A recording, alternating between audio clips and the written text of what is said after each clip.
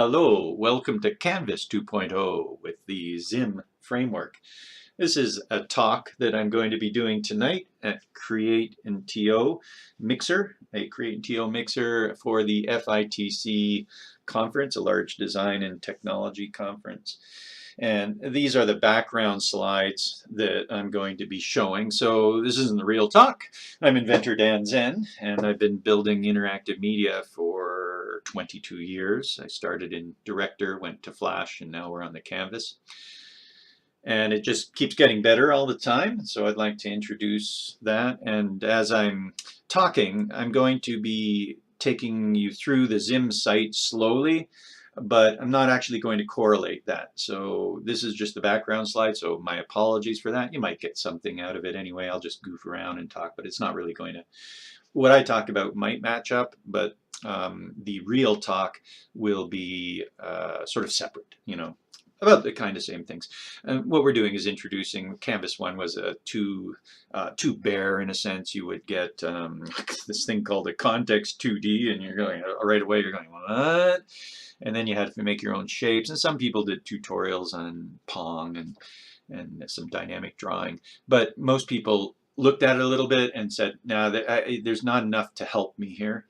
So libraries came along such as CreateJS, and another one is Pixie.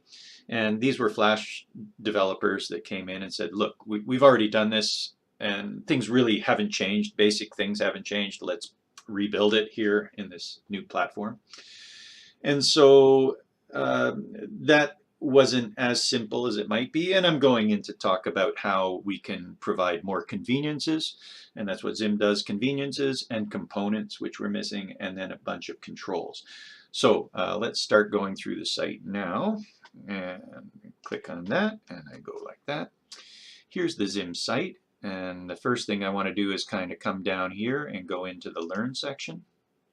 And then slowly pan on down, let them see this a little bit. That's too small a code for them to read, but I just want to show them that it's there. Their requirements are a little bit bigger and the fit and full, so I'll pause there a little bit longer. And then we're coming down into the Learn section and opening up the Learn section into a series of basic level videos. Now they're not going to be able to read all that, and I don't really want to scare them off either, so I'm not going to pause too long, but I'm just wanting to show that there's a lot of support. Now here, these are sort of colors. I don't know if they'll be able to read the little words underneath there, so I don't want to pause too long on that stuff. Various components, dials and windows and sliders, and that's one of the conveniences. More of the same for the mid-level. And then here's the mid-level things. They're a little bit more visual, which is nice. And I'm going to go through these later when I cycle back to the main site. So this is the advanced level. Hopefully they can see the words advanced up there. More YouTube videos. More examples here, parallax and dragging and dropping. So just a bit of teasing. And now opening up the workshop area. There's only 6 workshops, so we'll try and get down to the very bottom. And then I want to backspace to go beyond that. So I go backspace, ba-doom, and back to the ZIM site. I'm going to play with the logo a little bit here. I have to wait for the logo to go, so there's me playing with the logo. It's nice to kind of cross the letters, and hopefully we'll get some cool, yeah, that's all right, I guess. And then put up back into ZIM. Scrolling down, I'll try the powerful, elegant learning code thing. Explode that. People like seeing the explosion, so there goes the explosion. And then we've got this particles thing, and so I'm going to zigzag the particles, and hopefully that's big enough and cool enough, and they can start reading the features underneath. And I'll click on the particles and go into, how about this one? You've got a bit of sound going on, so there's a flame going, and click the flame, and I'm changing the color of the flame. And then I'm going backspace to get back into here, and backspace again. Coming down to where there are features, and they probably can't read these things, but they at least know that there's a big list of of applications that can be used. I'm not going to take you into any examples because I'm going to show a whole bunch down below here. Just come down and click the dynamo. It's sort of fun. So there's this guy. Pew, pew. And you can get a double shot. Boom, boom. And I'm clicking this little arrow here and going into exploding that. And then I'm swiping back again. And then I'm hitting the backspace. Okay, so now we kind of come down into where there's older sites and stuff like that, and we're coming into the ZIM bits. So hopefully this section will work out pretty well. So this is blitting and drawing. Whee! Woo! And I'm drawing and then hitting the backspace. And so these are these examples that I'm wanting to kind of show that of the things that happen. There I am spinning things. Hopefully we'll be able to see that on the television, all that. And testing out these various dials. Tick, tick, tick, tick, tick, tick. And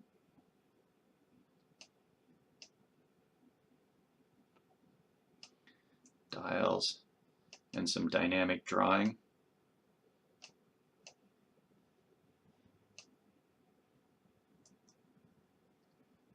And here's a side scroller, so some loading. Ooh.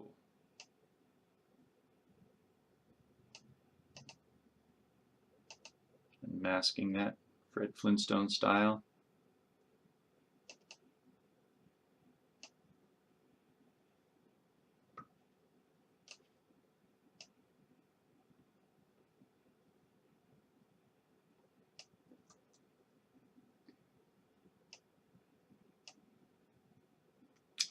Pathfinding, color pickers,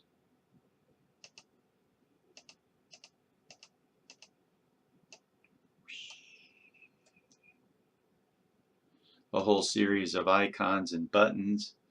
We're at 7 minutes. Video icons, stylish. Skewing effects, not terribly effective. I mean, whatever. Animated circles and spirals, more dials. Animate the dial and pick that up and drag it around. Here's some dynamic drawing stuff. This can be done with tickers.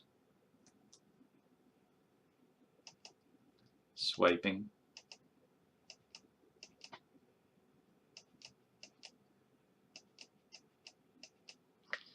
Kind of thing. I didn't swipe very well there, but it doesn't matter.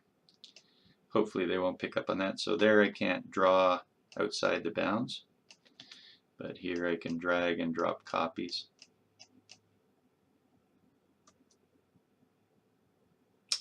And falling and catching things. Ow, ow, sort of game type thing. How are we doing? We're approaching 8 minutes.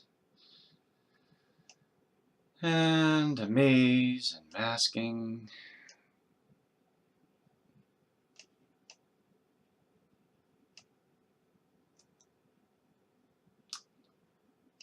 Some physics.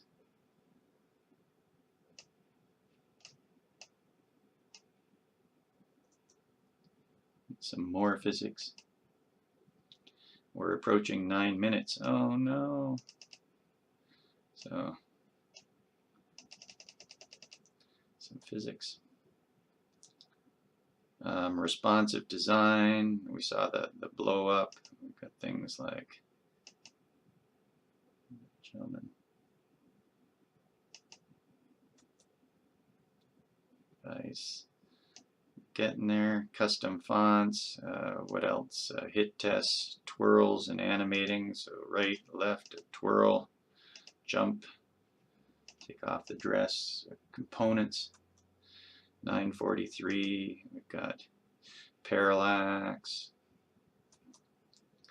We've got fitting, gradient, and gloss.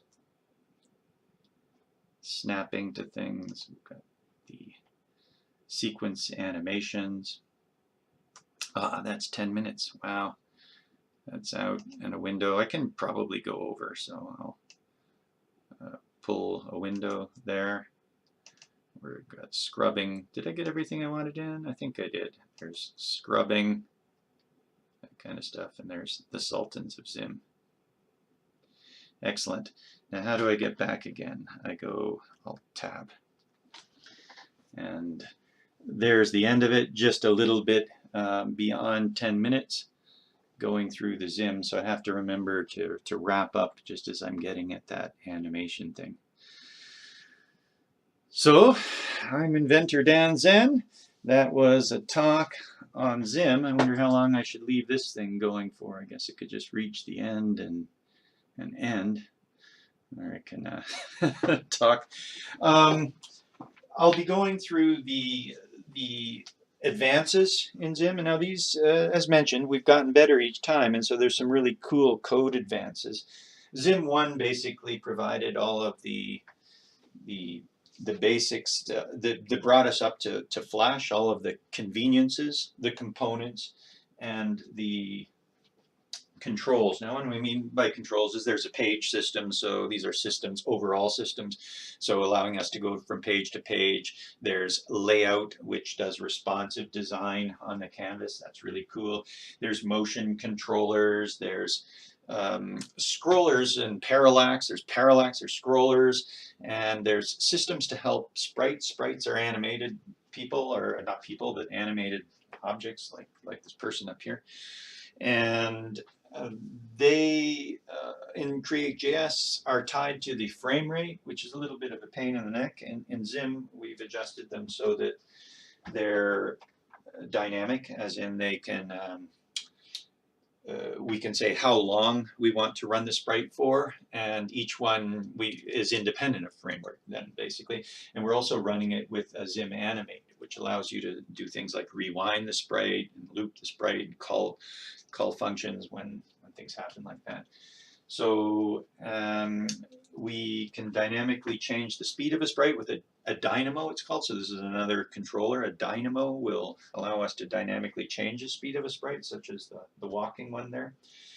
And also the scrollers can be changed, and both those can be put into accelerators so that you can change the speed of a whole scene, slow it down and speed it up using, say, a motion controller like the mouse or keyboards or something like that. There's gamepad control as well. So all these systems were there. So that in ZIM Duo, a lot of these things like the buttons and animation and so forth have lots of parameters, and this is extra things to tell the buttons, like what color it is, background color, roll color, what the button says, whether it has, what its corners like, all these types of things. And there's about 20 of these things. So if you want to pass in a parameter and get to the corner, and you want all the default ones, other than that, you have to pass in nothing, like null, null, null. It's called null, null, null, and then finally a 0 for the corner, so you can keep your order of the parameters. Well, that was a bit of a pain in the neck. So in ZIM 2, ZIM Duo, we offered 2 ways to do this, and that just opened up ZIM. So now it doesn't matter. We can give as many parameters as we want, because you can just pass in a single configuration object with the properties that match the parameter names. So you could just do squiggly bracket, and say corner : 0, and then your button will have 0 corner. And the order doesn't matter, and you don't have to do all these nulls. So that's great, and that wasn't available in Flash, for instance. I would have loved to do that. In ZIM Try, we kept building. Now CreateJS itself has stayed stable and has stayed solid. So one misconception is if CreateJS hasn't updated in 2 years, the misconception is that it's dead or it's not there. It's not true. It's stable. We don't want our base to change. They did a great job at the beginning, and it's if they kept changing, I'm gonna have to keep changing ZIM, so you don't want your base to change. Anyway, we've kept changing and adding things, all sorts of things to add. And in doing so, it runs the risk of being bloated. That's what these frameworks sometimes happen. But in ZIM Try, we introduced the three things. One is async, which does asynchronous calls. Another one was called Wonder, which does microstats, so that we can find out how long it took to do something or how many times they click this button, you know, that kind of stuff. And then the third one, though, helps out with the bloating, and that's called ZIM Distill. So what you do is you set ZIM Distill to true when you start your application, you run your application, and then in the end, ZIM Distill will find out which parts you used, and it will minify only those parts and provide you with a file that you can use. So you could make an interactive logo in 14K, for instance, and that's great. Now Create.js itself is so popular that it has been cached across the internet, basically. So even places like the Internet Advertising Bureau don't even consider that in their file size for animated, for ads, for instance. So that's cool. That was ZIM Try. ZIM Fourth was, we realized that initially we started off helping out Create.js. We had these Create.js objects like containers and shapes and stuff, and we would help them out by saying zim.drag this circle, and then or zim.animate, etc. And then we realized we were making so many adjustments to the Create.js objects that they were all really ZIM objects in the end. They're certainly extending Create.js, but we had internalized pretty well all of them. And so at that point we said, well, how about taking these conveniences and making them belong to the objects that we've got? So that's called methods. So that introduced the ZIM Fourth methods. In other words, instead of saying zim.drag circle, we can now just say circle.drag. And so that was a big architectural change in ZIM Fourth. ZIM V, the upcoming ZIM V, well, it's here, the code is here.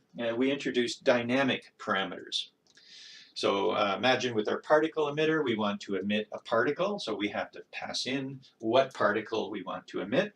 Well, we don't want to emit the same particle every time.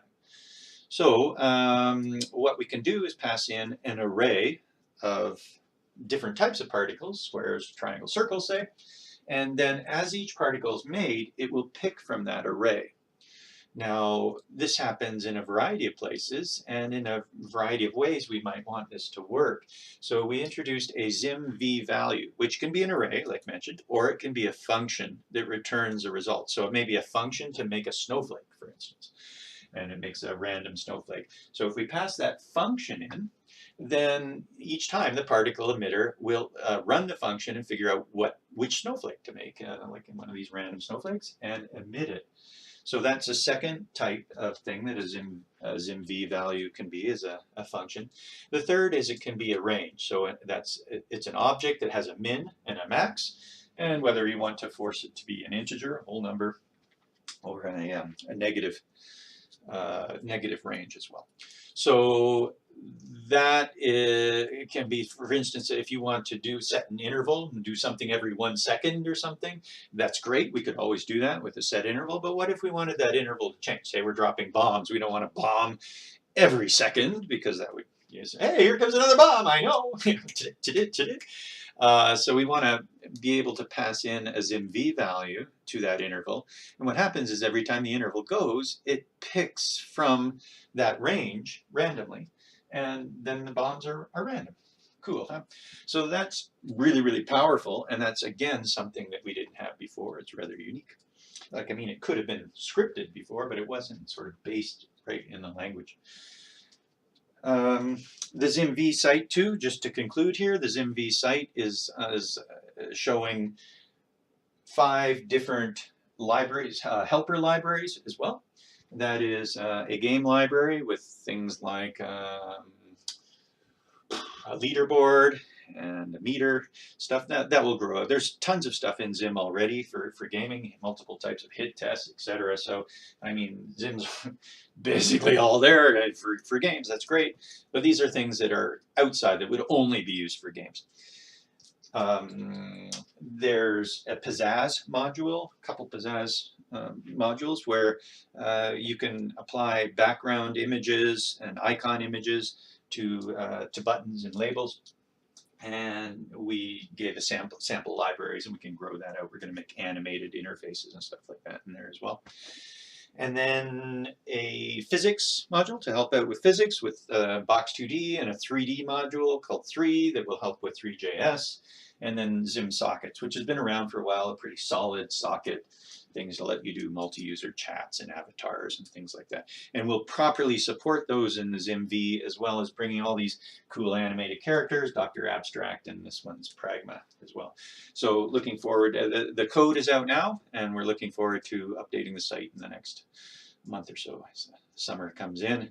So that is what we call the Canvas 2.0, because we made 64 bits, 64 small examples, well, actually some are big examples of interactive media, and we made sure that every single one of those could be done as easily as possible based on our historical learnings.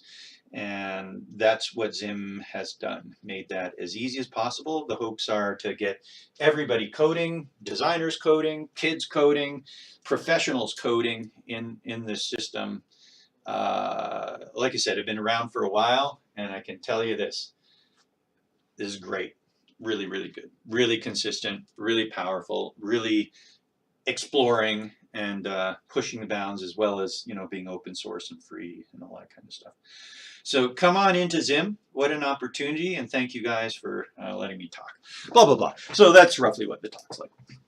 Okay, Dan Zen signing out. Hopefully that was fun for you. Ciao.